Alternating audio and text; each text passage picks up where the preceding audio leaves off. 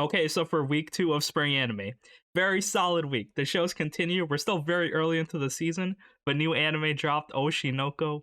Very hyped up, very popular, and for good reason. His first episode did make an impression. 90 minutes long, good backstories, good emotions. Speaking of backstories, we got a lot of other ones from Demon Slayer, Vinland Saga. So yeah, everything's going pretty well. Shows are funny. And yeah, let's talk about the animes. So starting off with Oshinoko this week. Why is this anime so hyped up? What's the reason? So yeah, let's give some rundown. I'm not gonna spoil this story at all. I'll just give a brief overview. It's your assignment to watch this anime, and I'll probably talk about it next week in more detail. Yeah, it's basically an idol anime, but not really. It's made by the author of Kaguya-sama, so it kind of explains like he's like really good at storytelling and like kind of taking concepts and like adding his own twist to it. Based on this episode alone, it'd be anime of the year.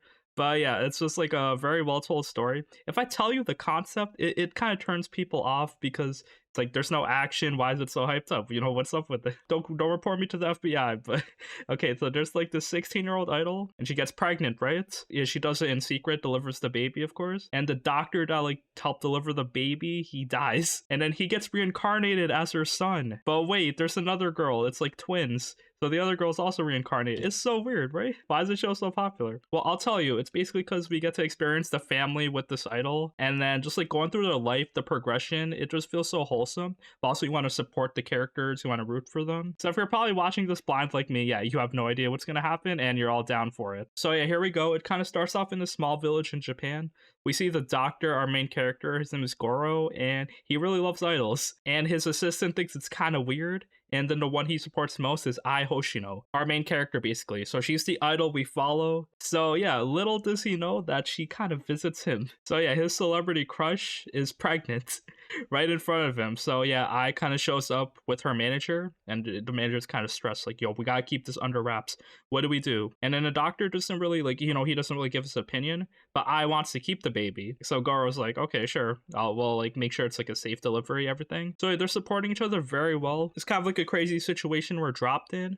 And then yeah, we kind of get the rundown on what idols are. So yeah, Ai is like a bit fake, and most of like the entertainment industry is fake in general. So yeah, they're all kind of like supporting each other, like building this fake world just so everyone can like profit happily. So yeah, Ai's kind of like selling herself, like marketing herself as a goddess. So yeah, that's why they got to keep this under wraps.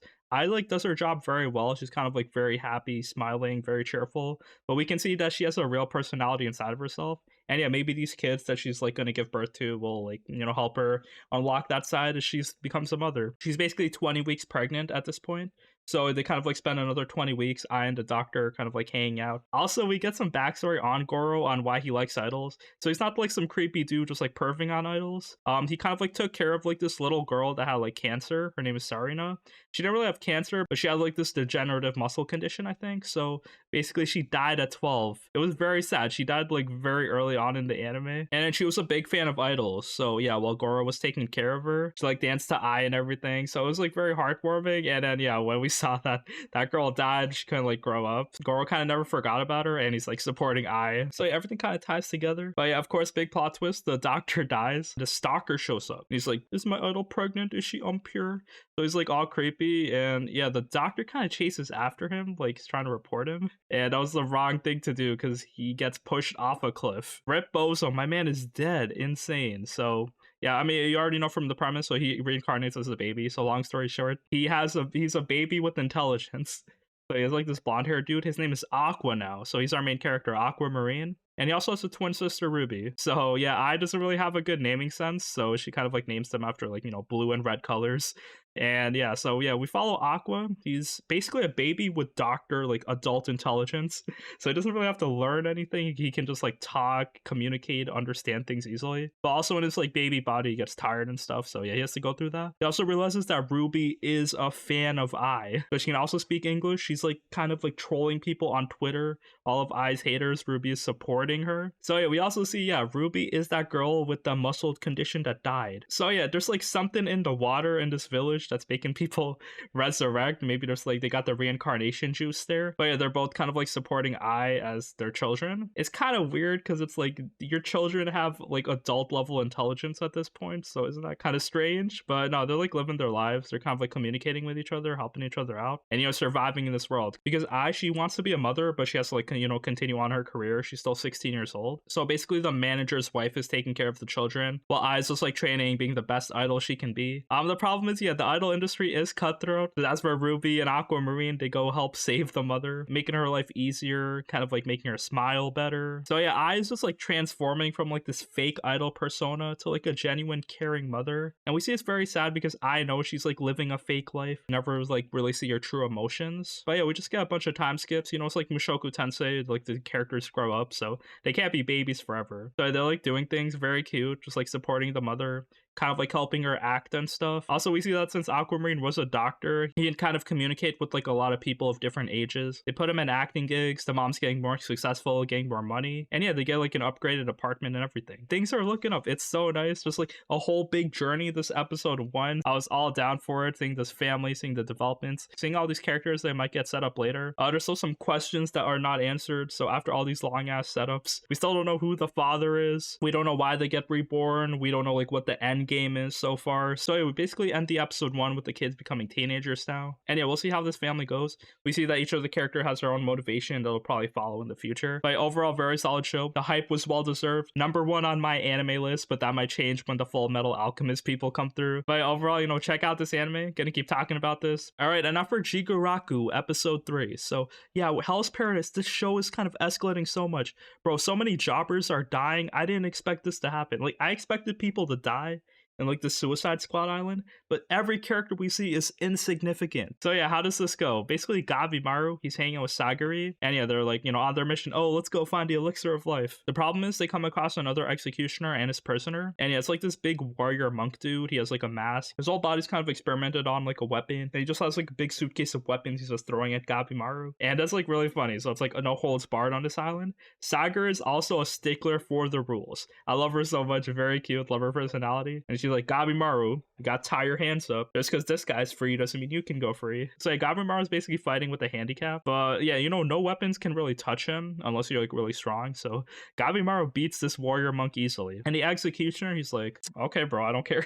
I got an early vacation, basically. So yeah, we see that the people, they don't want to stay on this island. It's a dangerous island first. Like, you're gonna die. So yeah, we thought these dudes were like, gonna do this for the Shogun. They're all gonna be like smart and serious, follow the rules. No, shit is just off the rails. I mean, what did you expect? These are just dangerous ass criminals, and then you just have one executioner with the sword trying to keep them in check. But yeah, we see how things go. Pretty much everything is escalating. So yeah, this is the reason. So like the executioner kind of tells us, he tells Sagari because she also didn't know, but basically this Suicide Squad, it's not the only squad they're sending out. They're gonna send out more people because they really want this elixir of life. So Gabimaru realizes that they're gonna send the ninjas from his village as well, and then he's like, okay, if they show up, like, shit is over. So I gotta find this elixir of life myself. I gotta get the pardon. And he's trying to kill Sagari as well. Like, bro, you can't kill the best girl. So Sagari kind of fends him off, and then yeah, his logic in doing this is that he doesn't want anyone to hold him back. But yeah, hopefully she doesn't die. We also see Gabimaru's backstory in this episode. So yeah, like the head of the clan murdered Gabimaru's parents right in front of him when he was a baby because they wanted to leave the village. So similar to what Gabimaru wanted to do. But yeah, like Gabimaru got adopted, and now the village leader told him, yeah, emotions are bad. So yeah, Gabimaru's stunted emotional state can be explained through this guy. Sagari herself, she has a good showing, but Gabimaru is like basically invincible. So yeah, she gets tired, her sword actually breaks, and she's about to die. Bro, do not kill the best girl. If Gabimaru did this, bro, I'd stop watching this anime immediately. But yeah, I wasn't really sure if he was gonna do it because he was hesitating so much, but yeah, we see his wife kind of like stopping him. So yeah, and then Sagari also tells him, yeah, emotions are not weakness. Bottling them up and ignoring them, that's actually the bigger weakness. Bro, these dudes,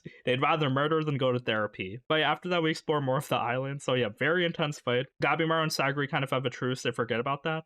And yeah, this island's kind of fighting back. So yeah, we see a lot of people are dead. Basically, the sex lady, she died.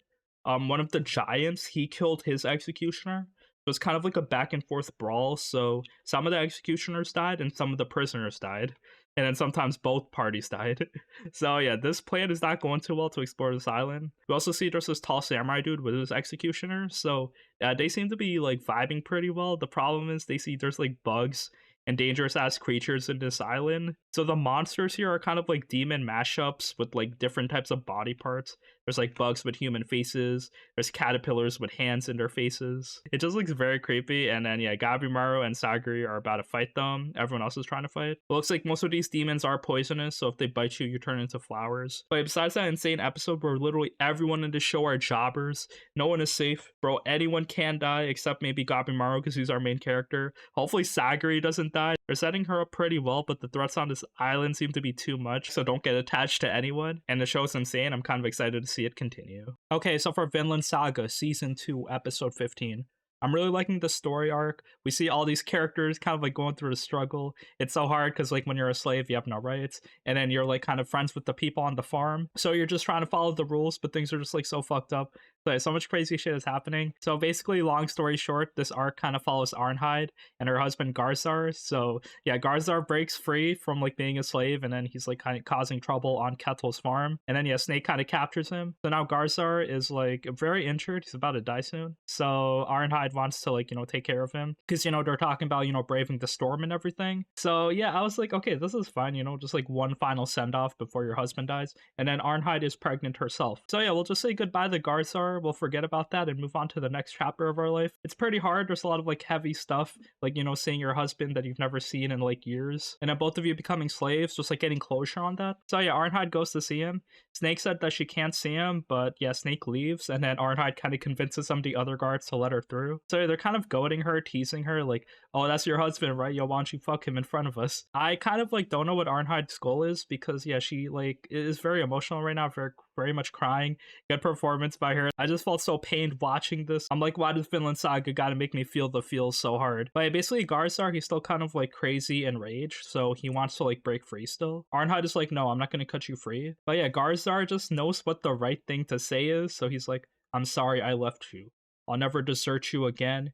Me and you will be reunited with our son, and you know, we'll live a happy life together. So yeah, the fact that he told Arnheid that he'll never run away from her again, Arnheid kind of falls for him again, and then Garzar, he bites the neck of one of the guards. So now shit is popping off because that dude is dead. So Arnheid is kind of stuck between a rock and a hard place. While all the other guards are coming in, does Arnheid free Garzar? Or does she, you know, side with the slave owners? Because if she sides with the slave owners, she'll probably still be in trouble for probably getting this guard killed. So she sides with Garzar instead. It's so painful. She had like a good life here, but shit is just escalating. So she kind of wrote her death sentence over here. So yeah, they escape. All these guards are dead. So yeah, so many of Snake's men are dead. Now everyone's angry. Snake's angry. It's like it's a bad situation. So yeah, we kind of end things off there. We also see in the second half of the story, Thorfinn kind of telling us about his plans. So yeah, he's super pacifist. He doesn't want to fight, but he also wants peace, no war, no slavery. So he's kind of learning. I really love Thorfinn's growth in these like episodes. I didn't expect him to be so philosophical. But yeah, basically he wants to stop war, because if you stop war, then you kind of limit the amount of slaves that are being sold, because most of the slaves are from war. But the problem is war is kind of instilled in these like Viking people's bloods. All they know is like, you know, being strong, fighting, raping, pillaging, stealing, and all of that. So yeah, stopping war is not that easy. So yeah, Thorfinn's like, I might do it one village at a time, start small. But the problem is, yeah, you still need resources. You need people to kind of help support you. And yeah, you need like a lot of things to get started. Also, yeah, how do you defend yourself? So if you like kind of start a civilization anywhere in Denmark or in Europe, like, you know, Vikings are probably going to attack you eventually. So yeah, fighting for peace still does not work. So one final idea. What if we go to America? This kind of fabled land where you can start a new life across the ocean. It's a long journey, but yeah, what if we reach the Vinland Saga? So yeah, we know about this place. Leif Erikson told us. So yeah, I mean, that's a good option. It's still not nice though, because, you know, no matter where you go, there's going to be people, there's going to be natives. You're always going to have disagreements. There's still a lot of slavery in like the, you know, year 1000s America. So life is tough, but, you know, Thorfinn is like trying to be optimistic on everything. So yeah, very exciting episode nonetheless. I'm kind of scared what's going to happen to Arnheid and Garzar. But yeah, now big problems are coming up. Like, you know, each episode, just like more things are probably going to escalate. And, you know, we're fighting in this farm against Garzar, but there's an even bigger threat in Canute coming up soon. So yeah, so much stuff is kind of stirring up. I wonder what our characters are going to do. And yeah, we just got to see as Vinland Saga continues. Emotions are riding deep. Okay, so for Demon Slayer, the Swordsmith Village arc, episode 2. It's a pretty chill episode, mostly a story episode, so not much action focus yet. We just gotta be patient, alright? They can't be popping off every episode. But yeah, there's still some setups. We see some characters like the Mist Pillar, and there's more lore about the dude that kind of gave him the sun breathing technique. So yeah, all of that is there in this episode. First, we start off with the Mist Pillar. His name is Tokito. He's kind of like a skinny dude. He has long hair with little green highlights at the end. And he's pretty strong, but he's really skinny. Also, he's like talking with this little kid who has like this key to this robot training device. And yeah, that robot is basically that dude that taught Tanjiro the sun breathing. So yeah, it's strange. So yeah, we kind of get the lore on him. He's apparently like this 300-year-old dude from a different era. And yeah, basically he's a legend. And then the swordsmiths, they made like this training dummy based on him so people can like practice their techniques. So yeah, the Mist Pillar, he wants the key to the robot device to unlock it. He's pretty mean but very straightforward, so he kind of just like doesn't know how to communicate with people properly. The little kid doesn't want to give him the key because the robot is in such disarray. It's about to break, so yeah, he doesn't want anyone to use it anymore. But yeah, the Mist Pillar kind of bullies him.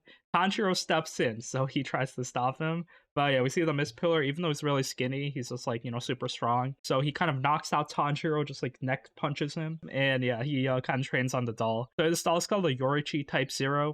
It's a 6-armed, super training robot. And we see that the little kid, he keeps crying because he doesn't want the doll to break. I'm like, bro, stop crying. Like, who cares? Like, just make another doll. Isn't this your job? But yeah, the little kid, he's kind of like going through his own character struggles where he's like, oh, I'm not good enough to do what my ancestors did. All my parents died. I have no one to kind of talk to about this. So yeah, basically has an inferiority complex. He thinks if this doll breaks, then he basically has nothing. He can't rebuild it. So yeah, Tanjiro kind of like helps him out. So yeah, Tanjiro basically convinces him to stop crying, work hard, shonen speech, and continue your work. You'll soon achieve your goals. So since Tanjiro gave him that inspiration, the little kid Kotetsu is like, Tanjiro, you better train to be as strong as the Mist Pillar. So yeah, Tanjiro starts training with the doll. It's such a goofy kind of training montage where Tanjiro's just like starved, no water, no food, and this doll's like, it got hands.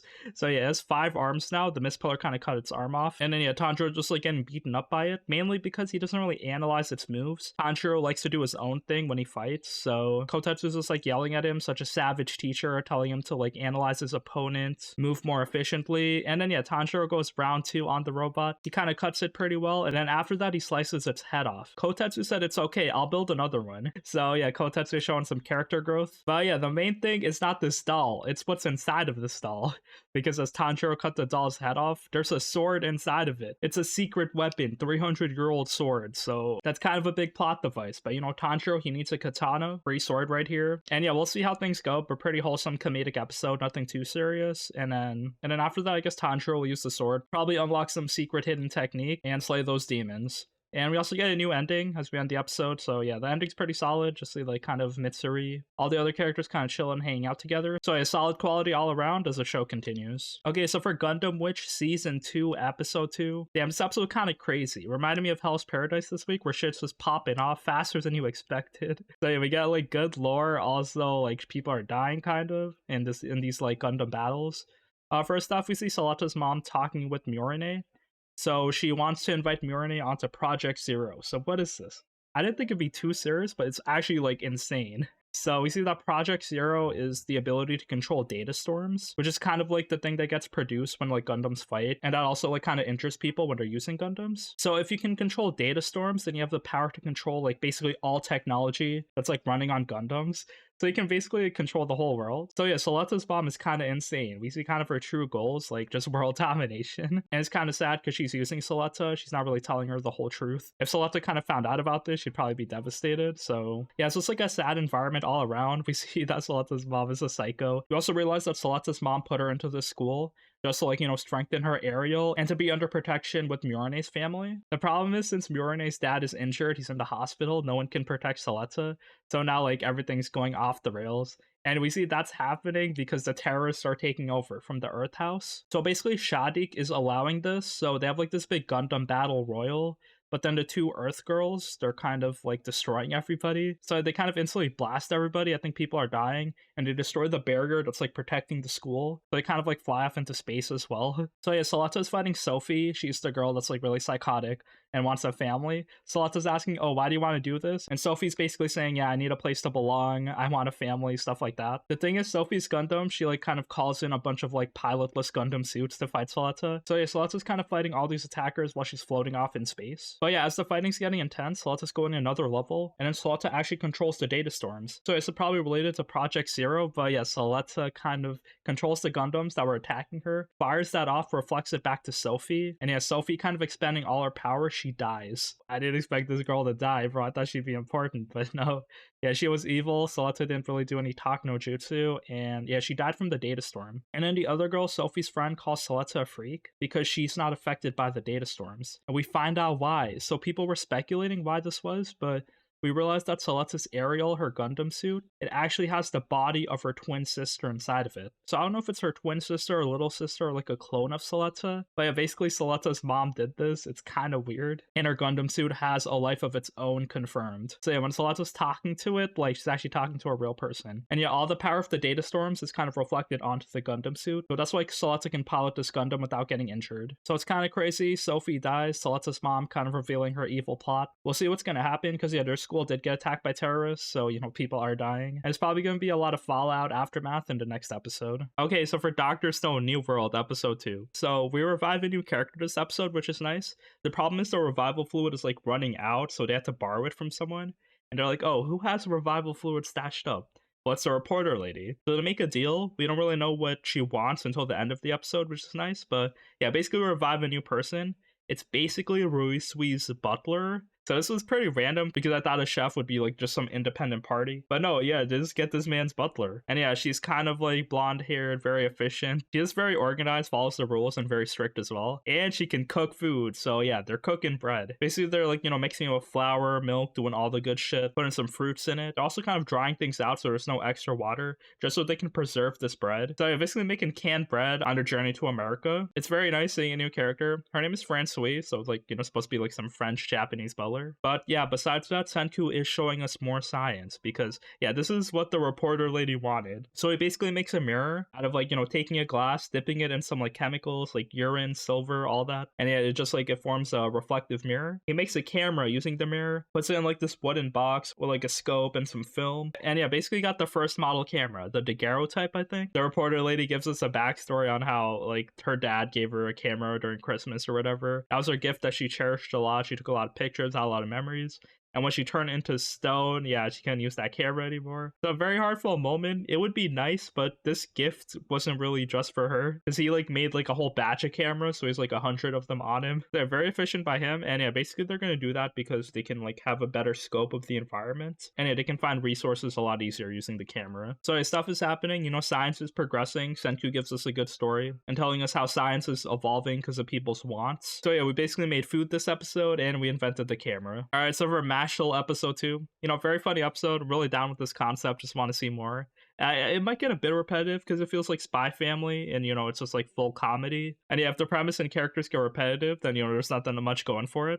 But besides that, you know, anime's very funny. Seeing Mash just like punching his way through things. Is this what you expect? Very nice. So yeah, their goal, they want Mash to be the best magic user in the school so he can become the divine visionary, all that stuff. So yeah, the plot isn't really too significant. You know, maybe Mash will do this, maybe not. But yeah, he has to go through a lot of obstacles. So right now it's the entrance exam to the school. So yeah, so many people are trying. Mash kind of has to pass this exam while not being able to use magic. But yeah, he just like uses pure brute strength and force. So all the tasks, he kind of just like punches papers to kind of like scare the magic away. He kind of runs on water, just brute forces every assignment. So their final task is a maze. But Mash doesn't do this Harry Potter style with magic. He just punches his way through as well. All the traps in this maze, all these balls are insignificant for Mash. But then he comes across this girl, Lemon. So she's kind of cute, but she's also clumsy. And she basically partners up with Mash. Mash thinks it's kind of inefficient, but yeah, she kind of insists. The problem is she kind of falls into all these traps and then just like delays Mash so much. So we realized that the proctor, he kind of used this girl as a plan to set Mash up and like, you know, have him fail the exam. But you know, Mash is no problem for him because he just like bursts through every wall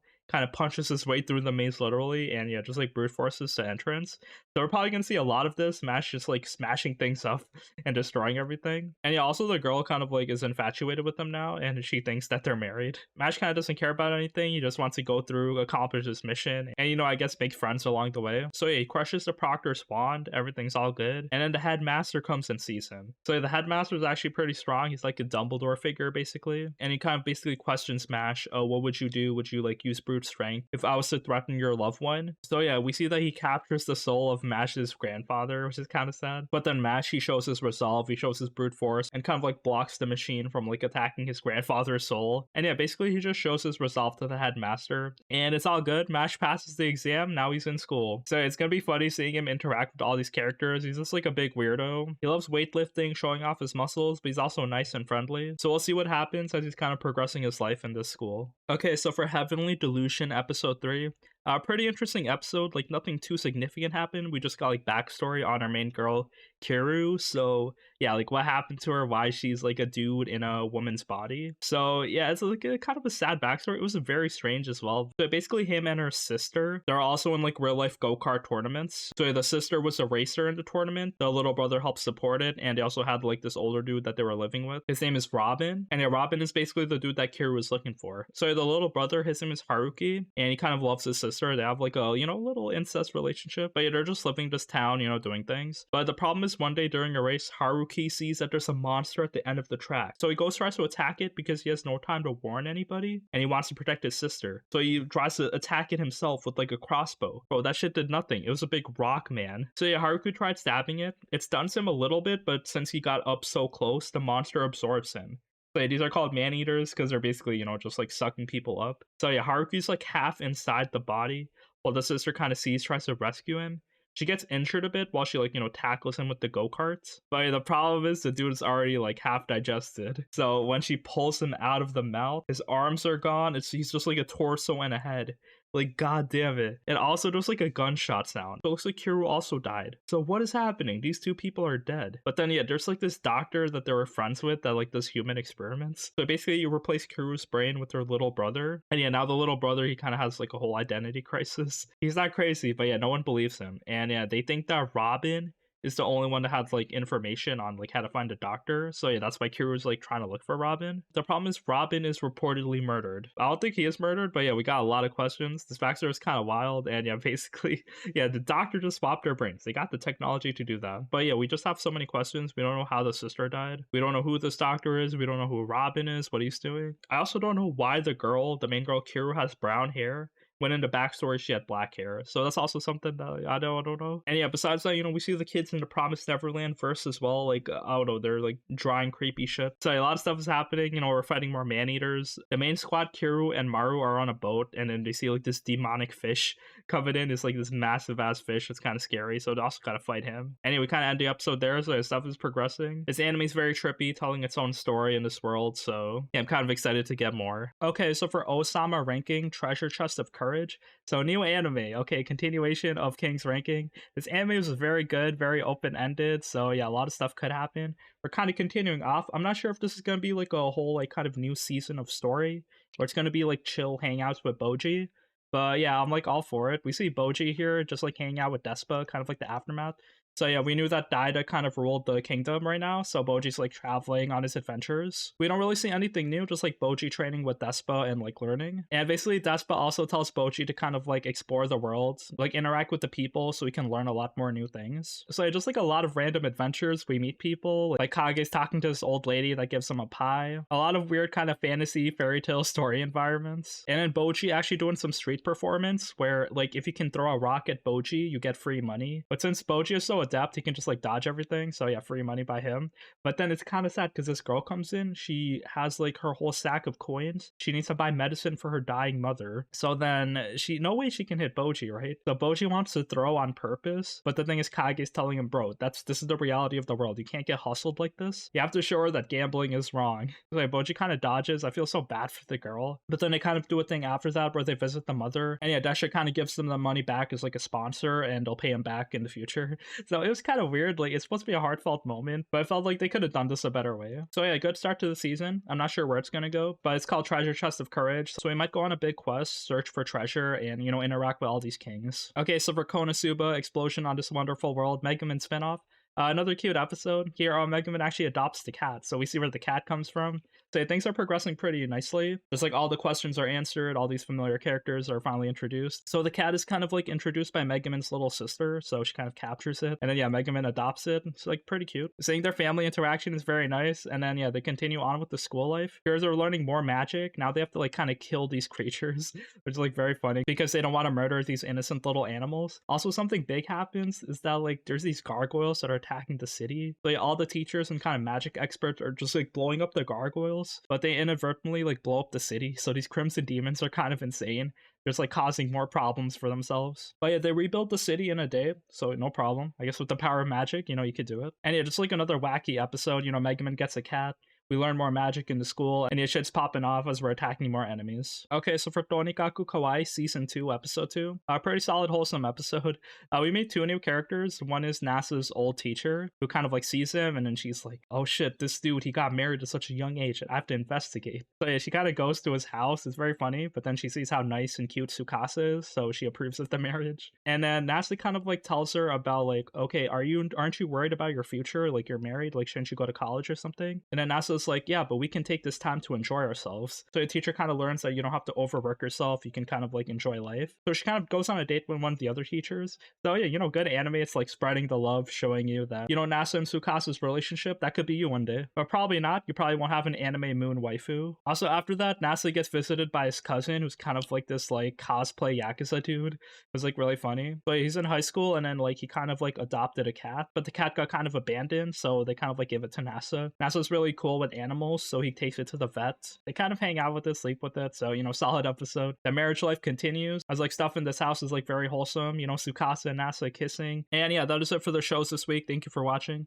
A lot more shows. Really love Oshinoko. Well, that anime does live up to the hype. And yeah, besides that, I have a feeling that the shows are going to get even more exciting next week. So stay tuned and let me know what your favorite animes this season are.